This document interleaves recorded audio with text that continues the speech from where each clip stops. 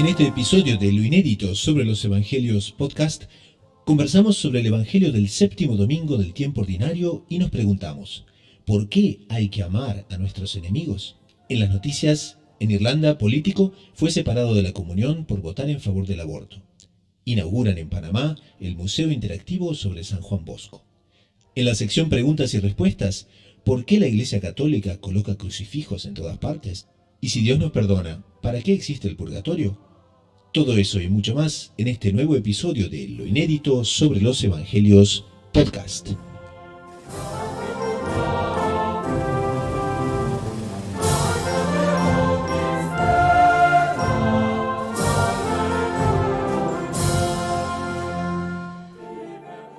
Comenzamos el programa con un saludo a la audiencia de Lo Inédito sobre los Evangelios y hoy tenemos un evangelio donde vemos un choque contundente entre la mentalidad del mundo antiguo y la mentalidad divina del Salvador. Y es que Jesús nos enseña justamente que el amor a Dios y al prójimo debe reflejarse sobre todo en todos los actos de la vida. Hoy tenemos en el programa al hermano Fernando Pío Galán. Muy buenos días, hermano Gustavo. El hermano Fernando es doctorado en Teología Espiritual por la Pontificia Universidad Santo Tomás de Aquino de Roma y es misionero en España. Y también tenemos directamente desde Colombia, desde Bogotá, al doctor Saúl Castiblanco. Hermano Gustavo, hermano Fernando, una alegría estar con ustedes y con toda la audiencia. Como ustedes saben, el doctor Saúl Castiblanco es psicólogo y editor de la agencia de noticias Gaudium Press Edición Hispana. El doctor Saúl es además bachiller en teología por la Pontificia Universidad Santo Tomás de Aquino de Roma y por la Domunie con sede en Toulouse, Francia. Bueno, y esto puesto, pasamos al Evangelio del séptimo domingo del tiempo ordinario y dice, en aquel tiempo dijo Jesús a sus discípulos, a los que me escucháis os digo, amad a vuestros enemigos, haced el bien a los que os odian, bendecid a los que os maldicen, orad por los que os injurian. Al que te pegue en una mejilla, preséntale la otra. Al que te quite la capa, déjale también la túnica. A quien te pide, dale. Al que se lleve lo tuyo, no se lo reclames. Tratad a los demás como queréis que ellos os traten. Pues si amáis solo a los que os aman, ¿qué mérito tenéis? También los pecadores aman a los que los aman. Y si hacéis bien solo a los que os hacen bien, ¿qué mérito tenéis? También los pecadores lo hacen. Y si prestáis solo cuando esperáis cobrar, ¿qué mérito tenéis? También los pecadores prestan a otros pecadores con intención de cobrárselo. No, amad a vuestros enemigos, haced el bien y prestad sin esperar nada. Y seréis hijos del Altísimo, que es bueno con los malvados y desagradecidos. Sed compasivos como vuestro Padre es compasivo. No juzguéis y no seréis juzgados. No condenéis y no seréis condenados. Perdonad y seréis perdonados. Dad y se os dará, os verterán una medida generosa, colmada, remecida, rebosante. La medida que uséis, la usarán con vosotros. Y como decíamos entonces, qué choque, ¿no? Entre la mentalidad del mundo antiguo, la mentalidad del Salvador. Sí, no, realmente es tremendo porque estamos en la línea justamente del principio, el principio moral y hay que tener en cuenta que es un choque contra la mentalidad del mundo pagano, pero es que contra la mentalidad del mundo judío. Porque en el Antiguo Testamento nos encontramos que la ley manda un cierto ojo por ojo, ¿no? Aparece en otros textos del Antiguo Testamento, aparece mandado el ojo por ojo. Era directamente la ley del talión. La ley del talión. Entonces, para un judío observante, que quisiera hacer observar la ley antigua, se encontraría con lo que parecería una subversión de la ley antigua, porque está diciendo de no usar la ley del talión, del ojo por ojo. Entonces, realmente es un choque para la mentalidad del tiempo y mucho más grande de lo que nos pueda parecer hoy en día. Porque nosotros, mal que mal, llevamos dos milenios con este mensaje siendo puesto en práctica en la medida de lo posible, por lo menos escuchándolo, y si aún así nos sorprendemos, tenemos que ponernos en la piel de aquellos que lo escucharon hace 2000 años. Bueno, ese choque, les confieso, yo lo sentí inclusive conmigo mismo. O sea, al leer el texto evangélico, yo me pregunté, ¿y si a mí me agreden, yo presento la otra mejilla? y si a mí me quitan una propiedad, me quitan la capa, realmente está en capacidad de ofrecer más.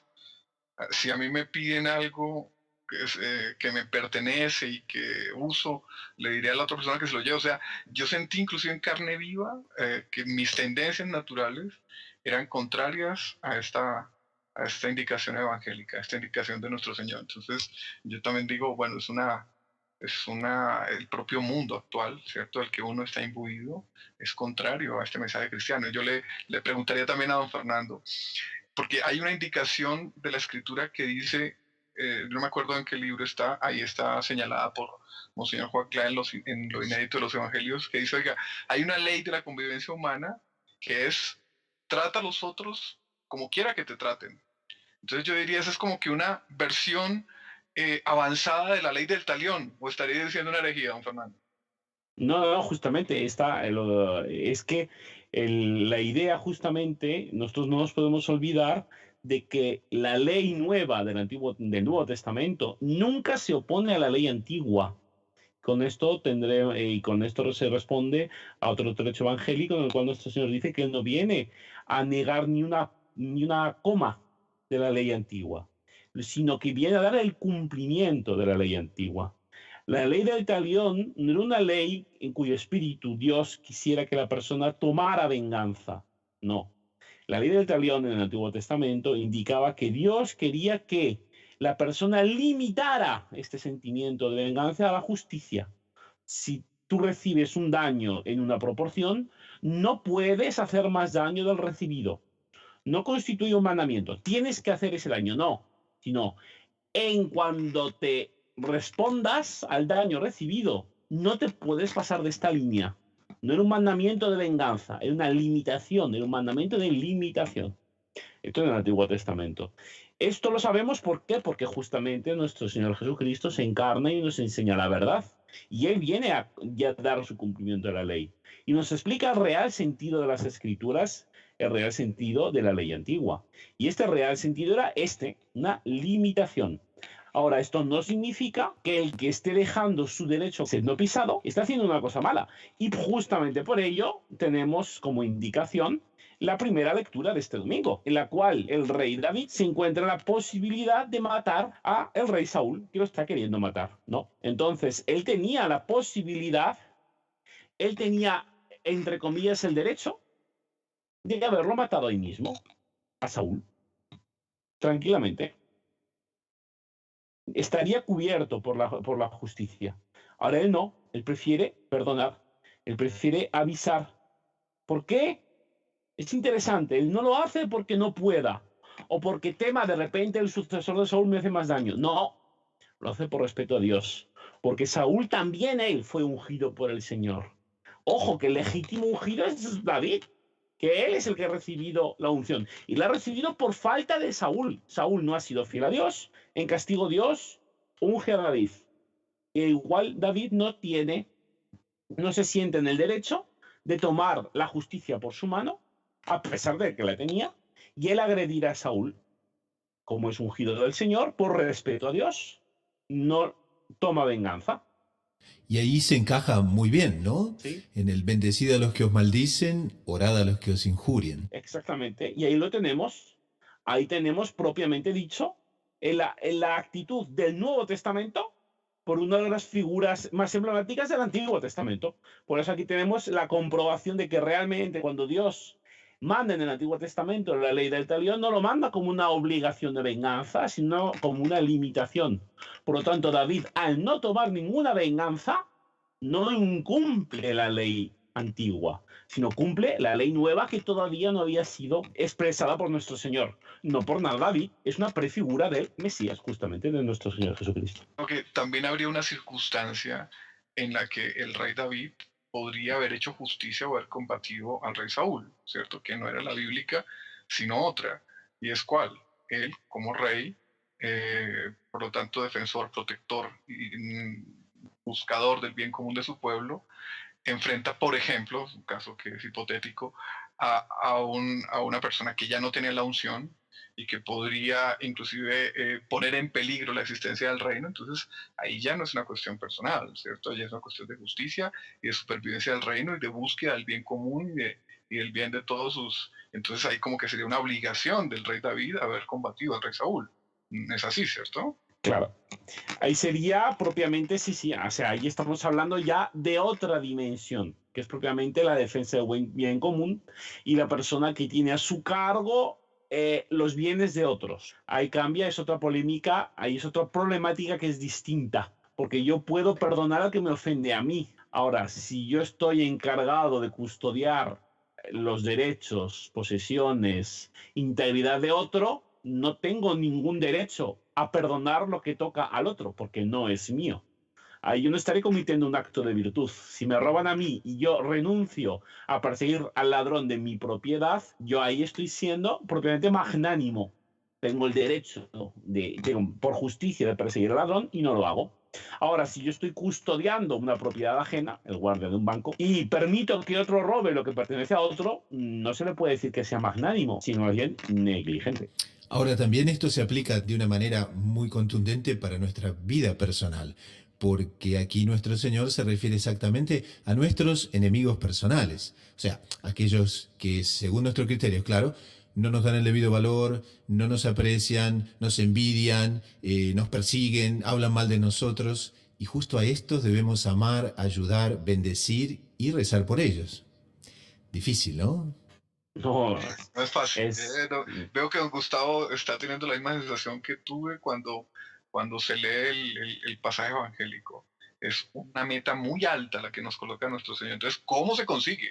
Porque no es solo un llamado, es una orden. O sea, tenemos que alcanzar ese estado de virtud. Entonces, ¿cómo se consigue? No, desde luego esa cosa es tremenda y es que es objetivo. ¿En qué sentido? Lo que nos impide entender esto es nuestra reacción natural, la ley natural, la concepción normal de las cosas. Si yo tengo la pacífica posesión de un bien, la respuesta es que nadie me lo puede quitar.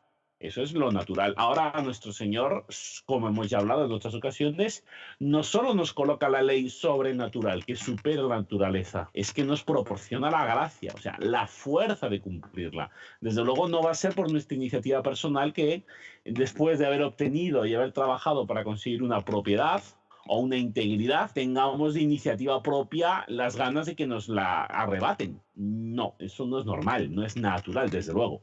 Ahora, esta capacidad nos la proporciona nuestro Señor justamente con su gracia. Monseñor Juan Clá, en el libro, voy a leer don Fernando, don Gustavo, repite exactamente una exclamación de Santa Teresita en ese sentido, ¿no? Dice, ¿a qué contrarias a la naturaleza son las enseñanzas divinas? Sin el auxilio de la gracia, nos sería imposible no solo ponerlas en práctica, sino también comprenderlas. Y acto seguido, ahí termina Santa Teresita, Monseñor Juan Clá dice, oiga, pero ahí está la vida de los santos, mostrando que eso es posible. Exactamente. Y hay que pensar en lo siguiente, que aquí nuestro Señor, con esto, no nos está diciendo que no sea legítimo tener algo en propiedad. No está eliminando la propiedad privada, ni está eliminando el mandamiento de no robar. Es otra cosa muy importante marcarlo para evitar interpretaciones, digamos, desviadas. Lo que está mandando es perdonar. O sea, te ha robado, te ha hecho mal, no lo niega nuestro Señor, no está diciendo que el que te ha robado no te haya robado. Está diciendo, pues aunque te haya robado, debes perdonarlo. Esa obligación del perdón existe. Ahora, por dos motivos. El primero, por un motivo que lo dirá muy bien en el Padre Nuestro. Y lo dice, lo enuncia aquí también de forma menos directa. Porque si nosotros queremos ser perdonados, necesariamente tenemos que perdonar. Eso el Padre Nuestro lo dice muy claro. Perdónanos como nosotros tratamos a los que... como nosotros perdonamos. O sea, está propiamente pedido como tal en el Padre Nuestro. Aquí utiliza una formulación un poco más suave. Trata a los demás como querrías tú mismo ser tratado. Ahora bien, en el Padre Nuestro es todavía más estricto. Perdona nuestras deudas como nosotros perdonamos a nuestros deudores. O sea, si pretendemos ser perdonados por Dios, necesariamente tenemos que haber perdonado nosotros previamente a nuestros deudores, porque a Dios obviamente no lo vamos a perdonar. No existe la hipótesis. Entonces, este punto es importante. Y aquí los comentaristas traen una cosa fabulosa, y es que el propio nuestro Señor Jesucristo se torna el supremo ejemplo de lo que acaba de decir, sobre todo durante la pasión. Él mismo, cuando estaba siendo crucificado, estaba siendo clavado en la cruz, con la cabeza coronada de espinas, el cuerpo dilacerado, heridas, sangrando, y ahí nuestro Señor suplica: Padre, perdónales porque no saben lo que hacen. Don Gustavo, no sé si estaré errado ahí. Tenemos a don Fernando y a don Gustavo que nos dirán, pero dice San Ambrosio, comentamos en Juan Clara, dice San Ambrosio acerca de esa frase maravillosa de nuestro Señor: ¿quién os hará decir que una oración hecha por el propio Cristo en el momento auge de la cruz no fue atendida por Dios? ¿Y quién nos hará decir que alguno de esos que lo estaban condenando, que lo estaban azotando, no fue perdonado, no se le dieron las gracias para el arrepentimiento y no fue perdonado por el Padre? Exactamente. Eso es evidente. Pero también el castigo de Dios se ciernó sobre un pueblo, ¿cierto? Es que, don Fernando, yo creo que estas relaciones entre la justicia, la misericordia y el perdón son de esos problemas centrales de la teología y de la pastoral, porque un desequilibrio hacia cualquiera de los lados tiene repercusiones muy fuertes, ¿no? No, eso por supuesto, claro. Eso es obvio y no podemos pensar en este sentido que una vez que Dios manda a perdonar así, nosotros mismos ya estamos perdonados por el mero hecho de que Dios es tan bueno que ya automáticamente perdona. Yo no tengo que pedir perdón, yo no me tengo que arrepentir porque así, porque no hace falta que lo haga. Si Dios es tan bueno, pues no. Justamente uno de los puntos que la teología explica de esta necesidad de uno perdonar para ser perdonado, justamente viene en esta capacidad de reconocer la propia culpa y realmente pedir el perdón. Una persona que pudiendo perdonar no perdona, realmente después a Dios no le pide perdón, porque lo podemos hacer de boca. Como dice nuestro Señor, no todo aquel que dice Señor, Señor se salvará. No basta expresar, enunciar la palabra perdón. No.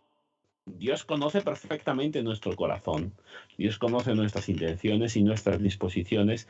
Entonces, por mucho que digamos perdón, si no estamos realmente arrepentidos y realmente estamos pidiendo perdón, el mero pronunciar esa palabra no nos lo proporciona. Lo que nos va a proporcionar el perdón va a ser nuestra disposición, que realmente estemos arrepentidos. Y la forma de arrepentirnos lo sabemos por el Evangelio.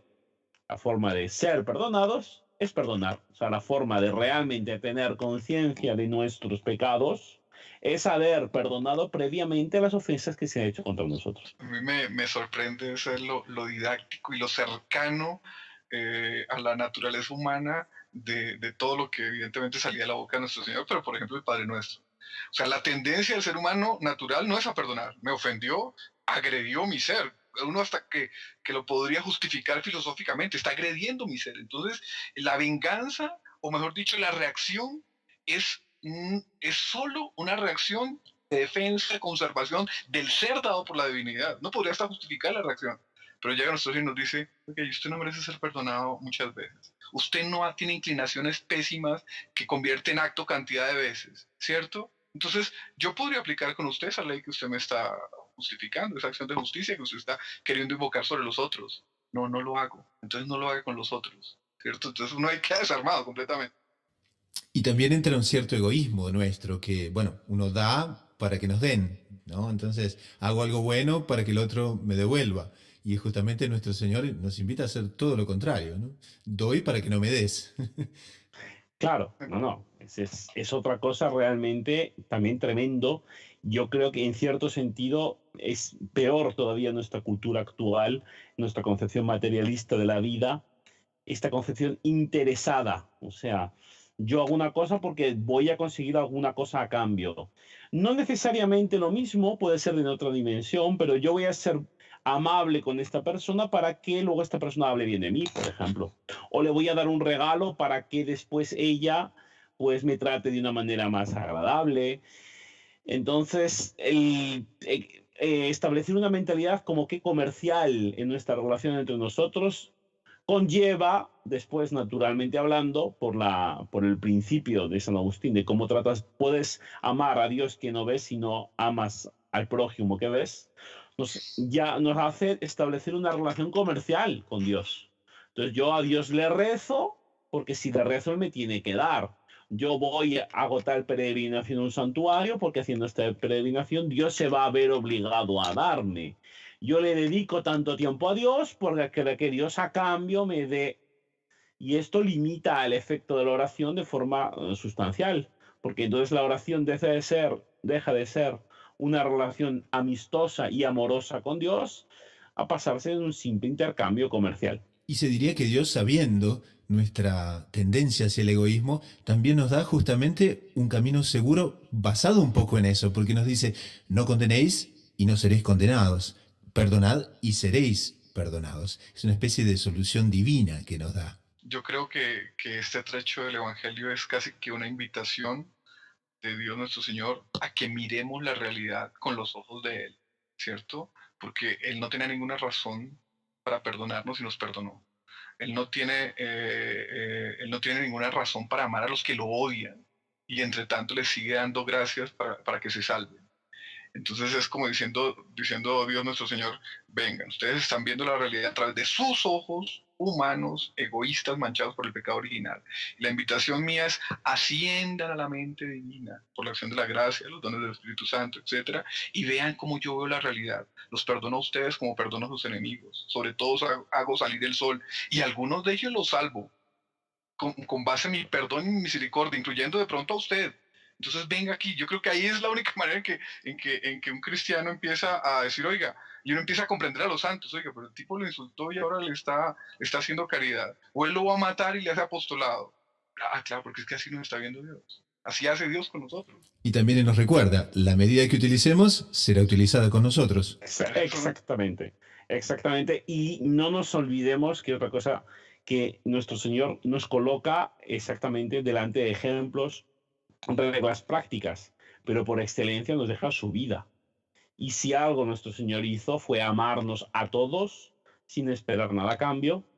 Es más, por la omnisciencia de Dios, sabiendo cuál era el resultado, porque Dios Jesucristo muere por todos los hombres, pero no todos le corresponden, ni todos le aman, pero igual murió por ellos también. Él no fue selectivo en entregar todo lo que tenía a todos nosotros, no. Él muere en la cruz por todos, sabiendo que todos, que no son todos los que van a aceptar su muerte y van a beneficiarse por ella por falta de nuestra voluntad.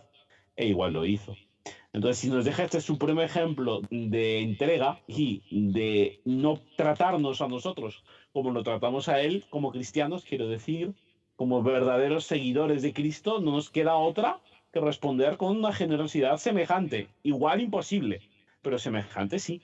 Entonces, propiamente imitar agradecimiento, esta entrega desinteresadísima por parte de Cristo, sabiendo que es justamente eso lo que Él quiere de nosotros. Don Fernando, creo que es William Thomas Walsh el que dice que hay mucha similitud entre la psicología de San Pedro y la psicología de Judas, pero que en el momento decisivo ellos tomaron una actitud diversa, y es cuál, ambos traicionaron, ¿no? Y vayan a saber si esa traición de San Pedro objetivamente, en cierto sentido, no fue peor que la de Judas, pero en determinado momento el uno reconoció su pecado, sí, dejó entrar la gracia, ¿cierto? Se reconoció sí, miserable, se reconoció débil, ¿no?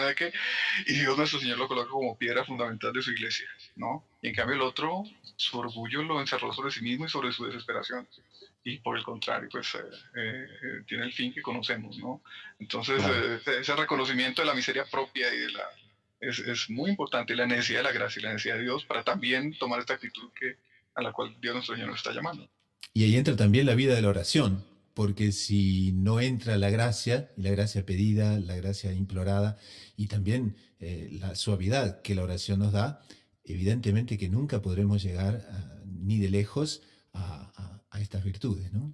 Desde luego, o sea, ese es el punto fundamental de la nueva ley. La nueva ley no está hecha a la capacidad humana, está hecha a la capacidad humana iluminada por la gracia. Y entonces, para poder beneficiarnos de esa gracia, primero para poder recibirla, y después lo que es la gracia propiamente que concede Dios, para poder recibir esta gracia y para poder beneficiarnos de ella, exige una relación amorosa y continua con Dios que se proporciona justamente en la oración, en la relación de oración con Dios. Entonces podemos llegarnos casi a la conclusión de este primer segmento y podemos entrar en la conclusión que Monseñor John Clare escribe en su obra. Dice, en esta época tan conturbada, en la que los hombres, quizás más que en el mundo antiguo, van detrás de las ventajas personales y se debaten en una sociedad dominada por el orgullo, por el odio y por el desprecio, ignorando las obligaciones de la caridad y dejando de lado la gloria de Dios, las palabras de nuestro Señor Jesucristo resuenan nuevamente como un llamamiento al cambio de vida. No seamos sordos a esta divina invitación. Depositemos nuestra confianza en María Santísima y abracemos el admirable ejemplo del hombre Dios, que no vaciló al entregar hasta la última gota de sangre y linfa por cada uno de nosotros. Si vivimos en ese estado de espíritu, será posible establecer un ambiente de bienquerencia y respeto que estimule la práctica de la virtud según las palabras del apóstol, revestidos del amor, que es el vínculo de la perfección. Solo así construiremos una civilización más cristificada y al completar la trayectoria de nuestra vida, se abrirán para nosotros ni más ni menos que las puertas del cielo. Gustavo, Monseñor también, Monseñor Juan Clara en el libro tiene una cosa espectacular y es que nos da un ejemplo de cómo la práctica de todas estas virtudes de generosidad, de amor, de entrega y de caridad cristiana, ya hemos comprobado que nos traen alegría. Y él nos dice, ¿ustedes no han sentido la alegría de cuando se dan por entero? Ah, sí, todos la hemos sentido. Bueno, ese es un incentivo para seguir por ese camino que no parece fácil, pero que con la ayuda de la gracia es posible, ¿no? Entonces, perdonad y seréis perdonados otra vez. Exactamente, es que no hay otra ley, no se puede salir de esa lógica del Evangelio. Y con eso entonces pasamos a una pausa musical y enseguida volvemos con el siguiente segmento, que son las noticias del acontecer de la Iglesia y del mundo.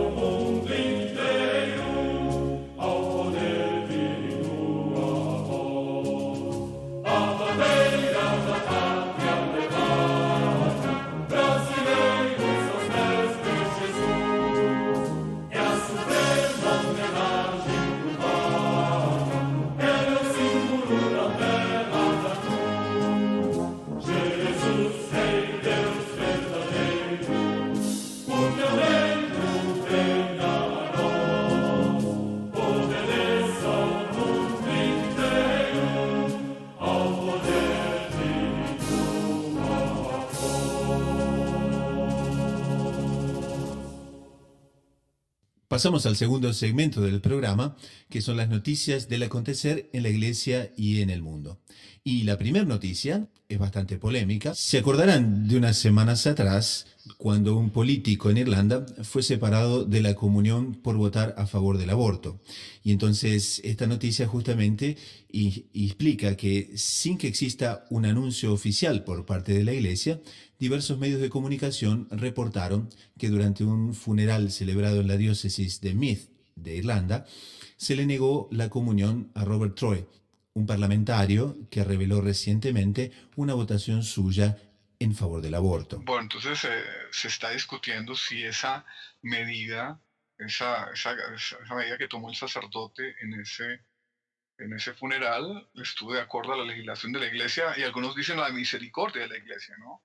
Entonces, sobre eso hay una discusión a nivel global entre estudiosos, y algunos canonistas se apoyan en el canon 915 del Código de Derecho Canónico, que dice: no deben ser admitidos a la Sagrada Comunión los excomulgados y los que están en entredicho después de la imposición o declaración de la pena canónica, y los que obstinadamente persistan en un manifiesto pecado grave, ¿cierto? Entonces, en este caso se aplicaría, afirman varios canonistas, se aplicarían de que ese político se encuentra en un estado de manifiesto, es decir, público, de pecado grave, por haber aprobado esta ley de aborto, por haber permitido la introducción del aborto en Irlanda.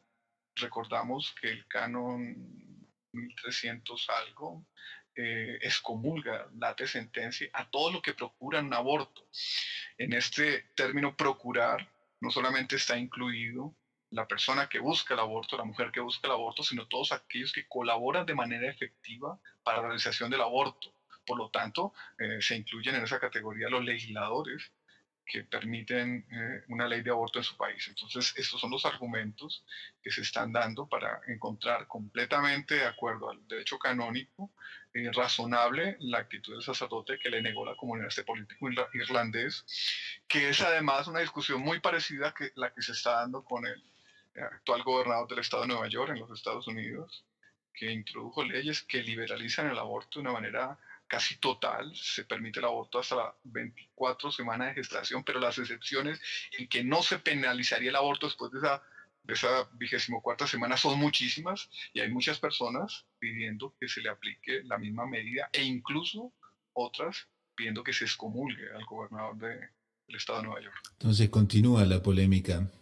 Bueno, hay una cosa interesante en este sentido que yo quería señalar, que he escuchado en ciertos ambientes, no digo católicos, pero sí interesados en la Iglesia Católica, que dirían que en realidad después del año de misericordia, como el Papa Francisco habría autorizado a todos los sacerdotes a absolver del aborto, cosa que antes no podían hacer, en realidad con esto la gravedad del aborto queda, digamos, diluida, porque si antes había una restricción en la absolución y ahora pues esta restricción ha sido levantada, pues habría una disminución de la gravedad del aborto. Eso es una teoría que corre en ambientes, no digo católicos, pero sí cercanos a la Iglesia Católica.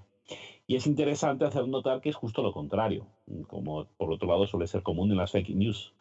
El Papa Francisco, después del Año de la Misericordia, editó la Carta Apostólica Misericordia et Misera en el 2016, en concreto el 21 de noviembre, en la cual reafirma la gravedad del pecado de aborto, reafirma que es un pecado grave que tiene que ser confesado, o sea, si la persona se tiene que arrepentir, se tiene que confesar y tiene que ser absuelta de este pecado. En ningún momento en toda la carta dice que haya disminuido la gravedad, sino que lo que él quiere con esta medida es facilitar la posibilidad de la persona pida perdón por el pecado cometido y no rebajar la gravedad del pecado. Es una cosa muy importante hacer notar y entender que esta iniciativa fue para justamente facilitar el pedido de perdón y no para eliminar propiamente el pecado. Es importante hacerlo notar. Pasamos a la segunda noticia, y es una noticia también que pasó un poco desapercibida unas semanas atrás, y es que inauguran la primera iglesia en Cuba después de 60 años de comunismo. Y es un despacho de Así Prensa que nos dice que fue inaugurada con una misa en la localidad de Sandino, en Pinar del Río, Cuba, la primera iglesia a ser terminada de construir desde que en 1959 tomó el poder Fidel Castro. Es una noticia muy interesante porque además dedicada al Sagrado Corazón de Jesús, pagada desde Estados Unidos por católicos, porque es que existía esta prohibición, ¿no?, de edificar nuevos templos. Esta iglesia se construye no para que haya católicos, sino porque ya había católicos previamente en este lugar y habiendo católicos aquí tenían que reunirse en un simple garaje. Entonces, a lo largo de años se fueron recolectando donaciones, sobre todo, sobre todo en Tampa, en Estados Unidos, y han conseguido construir este templo para que los católicos puedan rezar, porque no nos olvidemos que a pesar de cierta fama del régimen cubano, en realidad era un régimen como régimen comunista antirreligioso, específicamente anticatólico, con serios problemas de poder practicar la fe dentro de este régimen. No nos podemos olvidar de eso. Esa noticia, don Fernando, don Gustavo, realmente no deja de ser sorprendente, gratamente sorprendente que se haya permitido la construcción de un templo católico en Cuba, porque en sentido contrario han llegado muchas noticias de que la persecución religiosa en Cuba se ha acendrado, se ha recrudecido, entre otras cosas por el reciente acuerdo que hubo entre el régimen de Obama y el régimen de los Castro, porque empieza a llegar más gente a Cuba porque se liberan viajes, se libera el envío de remesas y otras cosas, ¿cierto? Muchas otras cosas. Entonces, con la llegada de los turistas, parece que el régimen quiso ocultar más a los disidentes y quiso ocultar más a ciertas minorías religiosas que estaban descontentas y que podrían manifestarle a los turistas el descontento, ¿cierto? Entonces, que la represión inclusive contra ellos ha aumentado. Entonces, espera uno que este tipo de manifestaciones de liberalización de esa opresión sea creciente, realmente se permita la práctica religiosa libre de los católicos en Cuba. Y la tercera noticia se trata de una inauguración en Panamá del Museo Interactivo sobre San Juan Bosco. En la Basílica Menor de San Juan Bosco del barrio Caledonia fue inaugurado por el rector mayor de los salesianos, el padre Ángel Fernández, en compañía de jóvenes salesianos, el Museo Interactivo sobre Don Bosco. No, es otra cosa muy interesante realmente. Por un lado, a mí me parece, bueno, obviamente hicieron esto aprovechando la Jornada Mundial de la Juventud, ¿no?, con el Santo Padre Francisco. Es muy interesante y sobre todo a mí me toca mucho cómo San Juan Bosco hizo un antes y un después en la historia de la pedagogía cristiana, católica, por supuesto. En muchas materias es una figura que no solamente tiene su interés en el apostolado con los jóvenes, sino incluso en el desarrollo de lo que fueron después las escuelas profesionales. Fue San Juan Bosco el que tuvo propiamente un gran papel en desarrollar estas escuelas en Italia y después en el resto del mundo. a través de su obra, y cómo en la práctica del apostolado a lo largo de todo el mundo, desde luego se ve que es una figura que suscita todavía interés, ¿no? Muestra cómo el Espíritu Santo iluminó, porque sigue siendo un santo muy popular, cuyos escritos son muy actuales, cuya figura sigue siendo estudiada, se hacen películas. Hay un interés real entre los jóvenes por San Juan Bosco, muy, muy interesante, y realmente es interesante que haya sido hecho este museo propiamente dicho. Realmente es llena de satisfacción. El espacio expositivo se divide en 3 salas que son autoguiadas con una capacidad cada una de 10 a 15 personas y un total de hasta 50 visitantes en todo el recinto. La primera de las salas está dedicada a San Juan Bosco de ayer, la segunda se refiere a Don Bosco hoy, exponiendo las obras salesianas que están presentes en los 5 continentes, y ya la tercera sala plantea los retos que han de enfrentar los salesianos para el futuro de los jóvenes. Y con esta noticia entonces vamos a otra pausa musical con el coro de los Heraldos del Evangelio y enseguidita retornamos para el tercer segmento de preguntas de los oyentes y las respuestas del panel.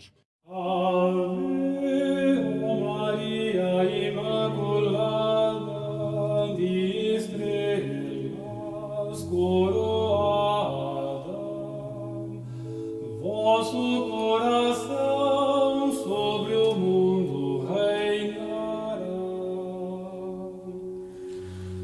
Ave, ó Maria Imaculada, de estrelas coroada, vosso coração sobre o mundo reinará. Ave, lírio de libada pureza, Ave, Mãe da infinita grandeza, ó Rainha Virginal, concedestes vós o Verbo encarnado, e de vós nasceu o Rei esperado, maravilha sem igual. Ave, ó Maria Imaculada, de estrelas coroada, vosso coração sobre o mundo reinará. Ave, Virgem poderosa e terrível, contra as trevas sois na luta invencível, o universo dominais. Vosso nome é um brado de guerra, dispersais o mal da face da terra e as potências infernais. Ave, ó Maria Imaculada, de estrelas coroada, vosso coração sobre o mundo reinará. Quando veio o mensageiro celeste, vós sem duvidar a ele dissestes: eis a escrava do Senhor. Concedei-nos, pois, um dom inefável, ser escravos vossos, Mãe admirável, e viver de vosso amor. Ave, ó Maria Imaculada, de estrelas coroada, vosso coração sobre o mundo reinará. Soberana de insondável clemência, restaurai em nós a santa inocência, ó sacrário de Jesus, e na hora da mortal agonia, recebei-nos, doce Virgem Maria, na mansão da eterna luz. Ave, ó Maria Imaculada, de estrelas coroada, vosso coração sobre o mundo reinará. Dos aflitos sois a consoladora, dos errantes guia e protetora. Esperamos sempre em vós. Nunca foi por vós alguém desprezado, se confiante vos houver suplicado. Minha Mãe, rogai por nós. Ave, ó Maria Imaculada, de estrelas coroada, vosso coração sobre o mundo reinará.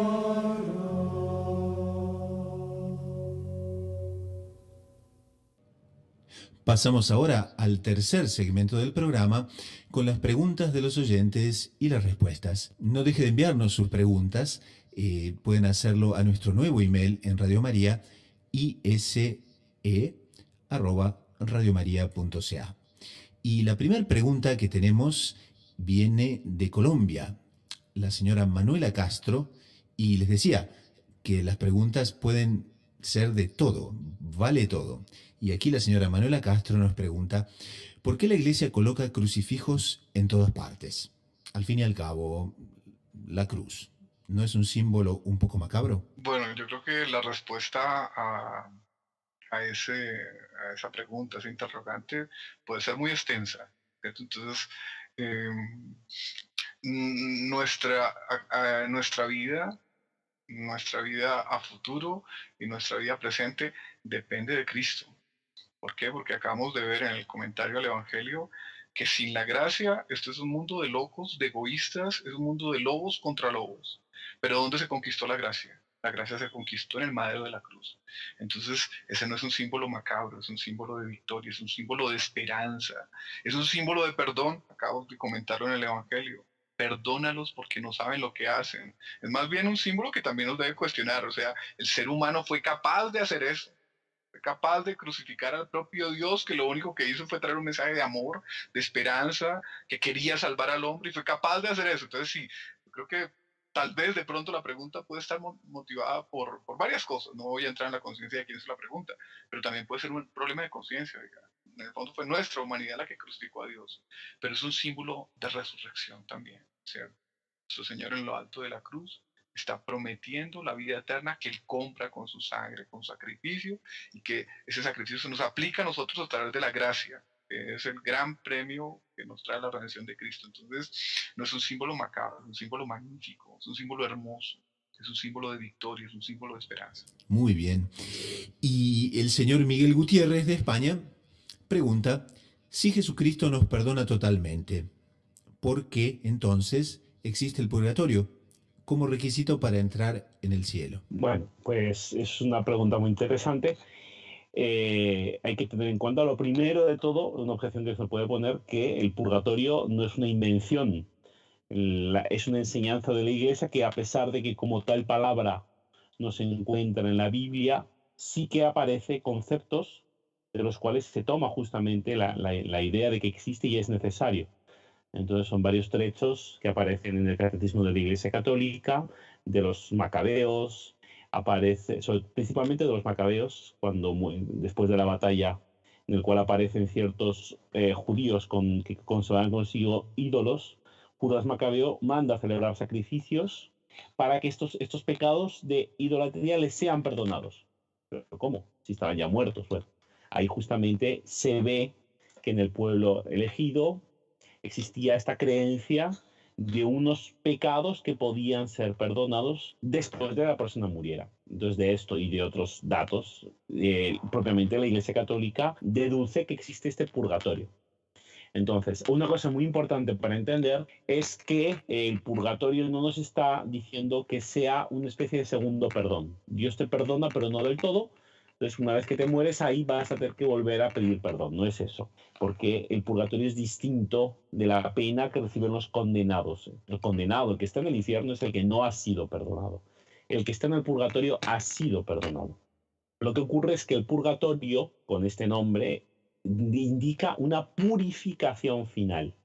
No implica un segundo perdón o un perdón total, no. La persona que está en el purgatorio ha sido perdonada. Va a ir al cielo después de que su alma sea purificada, propiamente dicho, sea con la finalidad de obtener la santidad necesaria para entrar en la alegría del cielo.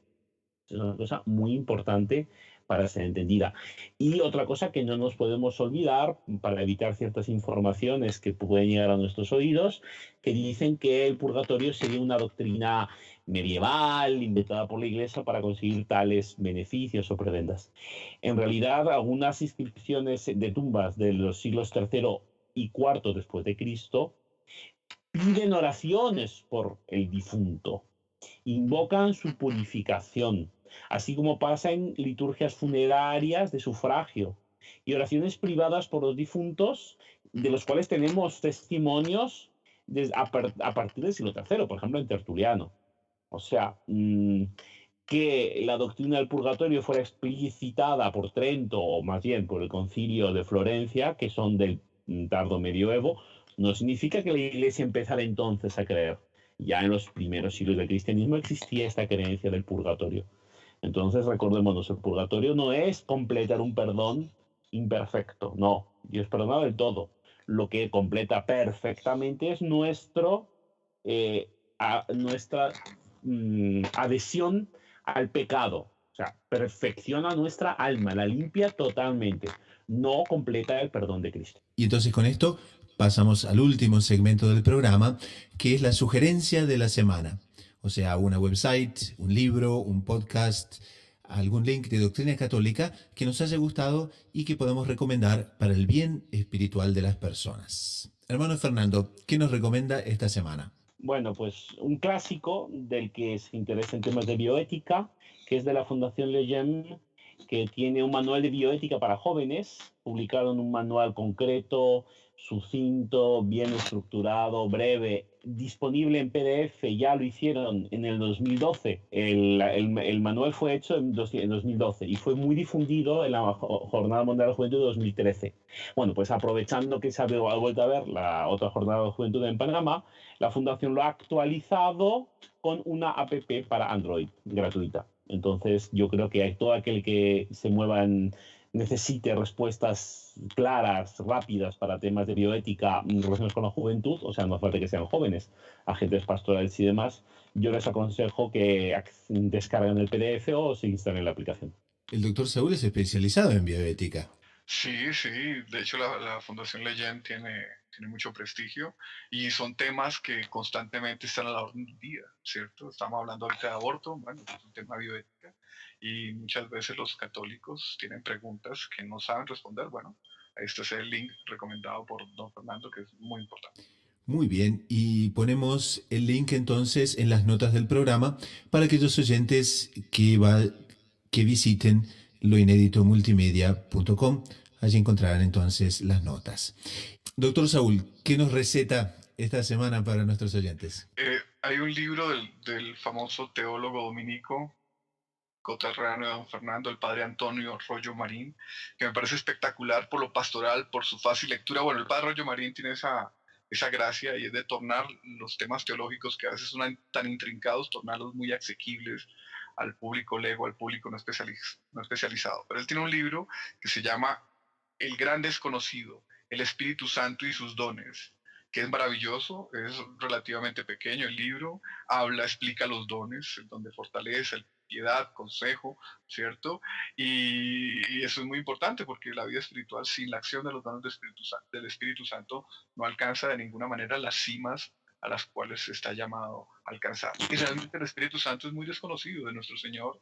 Conocemos muchas cosas de Dios Padre, pues también sabemos muchas, pero ¿cuál es la acción propia del Espíritu Santo, de esa tercera persona de la Santísima Trinidad? Bueno, de una manera resumida, clara y amena, nos lo explica el padre Antonio Rollo Marín en ese libro, El Gran Desconocido.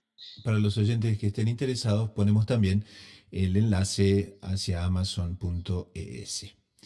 A quien les habla, les gustaría recomendarles una visita virtual a la capilla de Santa Kinga en Polonia, que es una capilla que se encuentra bajo tierra y fue elaborada con sal. Concretamente, el templo de Santa Kinga de Polonia fue tallado a ni más ni menos de 330 pies de profundidad, más o menos unos 100 metros, y tiene una área de 5.000 pies cuadrados y es agregado a la lista del Patrimonio Mundial de la UNESCO, ya desde el año 1978. Entonces, esta es una capilla lindísima, una rareza en el mundo. Santa Kinga, de hecho, es patrona de los mineros y, bueno, es una visita virtual realmente muy aconsejable, muy bonita, y sobre todo para aquellos que tienen claustrofobia, no hace falta justamente bajar a 100 metros bajo tierra, sino que simplemente lo pueden hacer cómodamente desde su casa. Y con esto entonces concluimos el programa del día de hoy, no sin antes agradecer a nuestra audiencia, agradecer al equipo de producción de Radio María, la voz católica que te acompaña, y también agradecer, por supuesto, a nuestros invitados del día de hoy, hermano Fernando, doctor Saúl. Un gusto haber estado presente y un saludo a todos nuestros oyentes. Muchas gracias a los hermanos y un saludo a toda la audiencia. Entonces, con esto nos despedimos con un Salve María. Hasta la próxima semana. Salve María.